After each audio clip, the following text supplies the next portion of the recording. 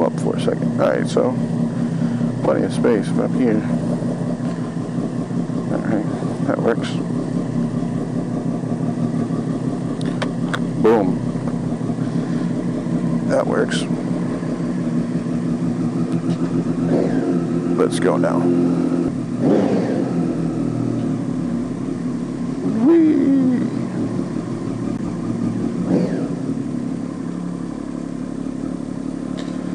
Alright. This time, I know it's going to work. Because it worked on the way here at 5 o'clock this, well, 6 o'clock this morning. So it should work on the way home. What? There's a building on fire? What the hell? That's no good. That guy ran a red light too. Alright, so anyways, it's going to be a good ride home, I think. But one way or the other, I know I'm going to have audio. The simple fact that I have two. I have one here, and one here for my Sena.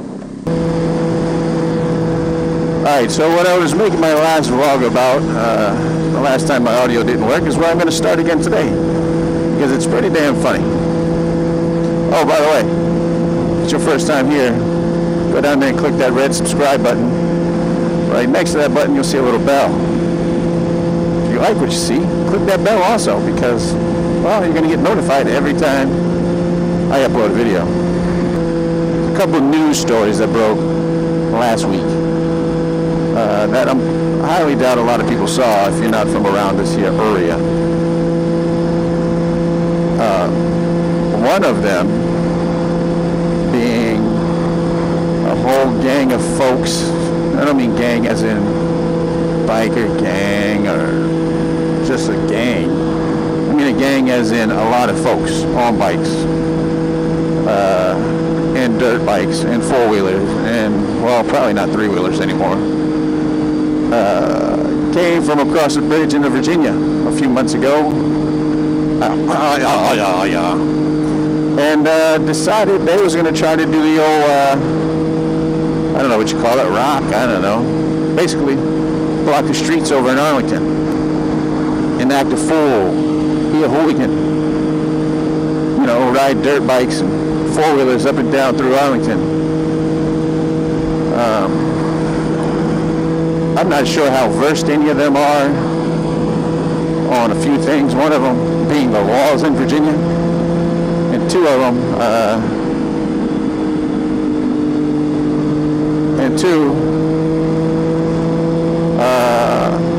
how bad Arlington cops are.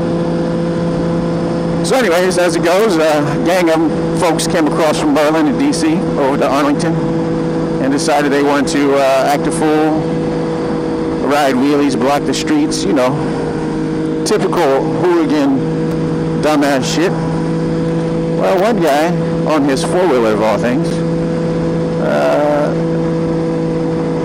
you know, was doing hooligan things, and his phone fell out of his pocket.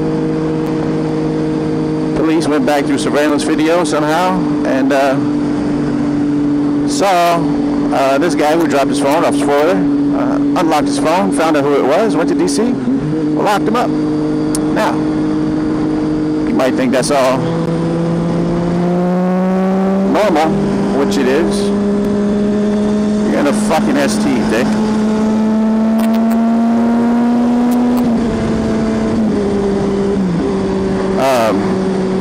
Which it is normal for them to arrest you for shit like that, because, you know, it was illegal. On top of that, well, not on top. So they charged him with like 6, I think I read 6 different things. I'll put a picture. Look at his picture over there. He's a handsome looking critter. I mean, fella. Handsome looking fella. Ends up, I think they're going to give him like 5 or 6 years for it. People are outraged. That is crazy. You give 5 years for doing that. Well, if you look at the statutes, that's what you get. Or they're trying to make an example of him. Pretty sure he didn't think he was going to get caught. So, if you're an example, chief. So I think they're going to give him like 5 or 6 years. I'll put a link to the story down in the description because to me, it's pretty damn funny.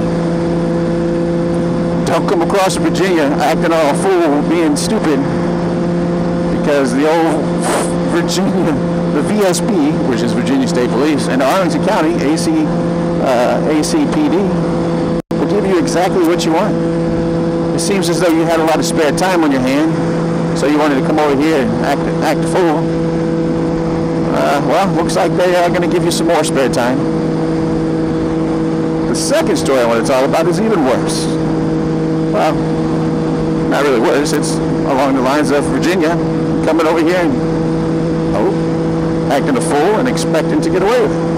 The next story is a guy from Maryland who decided he wanted to try to make a career out of stealing rims and tires from folks out in Virginia, in Leesburg, Ashburn area. Got away with it quite a bit. He ended up getting caught because of some blue fibers or something, I don't know, some shit like that he left and they found in his car. Somehow connected him, I don't know. Story I'll put also in the description. But the key to this story is this guy was making a career out of stealing rims and tires. So Virginia is setting him up for a career criminal and sentencing him to 132 years in prison. Or not sentencing, I think recommending him for 132 years. Yeah, I didn't stutter. That's exactly what I said. 132 years. You need sign language? 132 years. Not days, not months. 130 years for some tires and rims. Welcome to Virginia, buddy. I hope you liked it here. You're going to have an extended stay here. So those are two stories that broke recently that I find kind of hilarious, because all these states where people do dumb shit like this and get slapped on the wrist and whatever. Oh, he's a cop. Slaps on the wrist. Or you see these ride of the centuries, these rocks, the police chasing them, and nobody giving a shit. Yep, pretty sure you don't want to try that shit in Virginia. So that's what I wanted to talk about the other day. Now that my microphone's working, I thought I'd break those two stories to you. And from here, we'll just figure out what's going to happen with the rest of my ride. Take it mile by mile. Go for miles and miles and miles. Anyways, yeah, so I got my Sena SMH10R hooked up Bluetooth to my Sena Prism. The settings I have are not the Sena recommended settings because those sounded like shit when I tried it, but that was with my Bell helmet on, so maybe I should try it with this one. But anyways, the settings I have are Bluetooth on, UHD on, auto mute on, internal mic off. Those are the settings I have on my Prism. My GoPro here is set up through the Sony ECM or ESM or ECM SMC3 microphone. It is in damn near the exact same spot as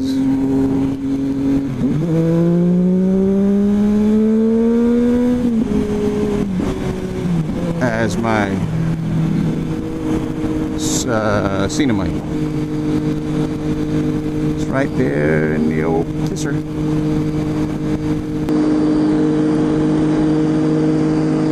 Look at this guy. I guess in West Virginia they're not used to having lanes. You're probably still traveling on dirt roads. Lane divider, what is that? What? Blinker. That's unheard of. Get over it. It's a good one. Get over it. Damn. Oh, West Virginia dude is balling out. Alright. So, I'm going to need to get gas at some point.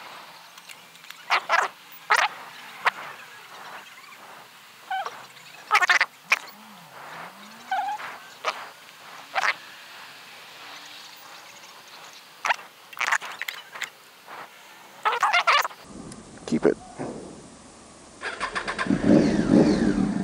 They said no. No receipt. We going. So I'm going to take the good old back road. Why not? Chin Bridge.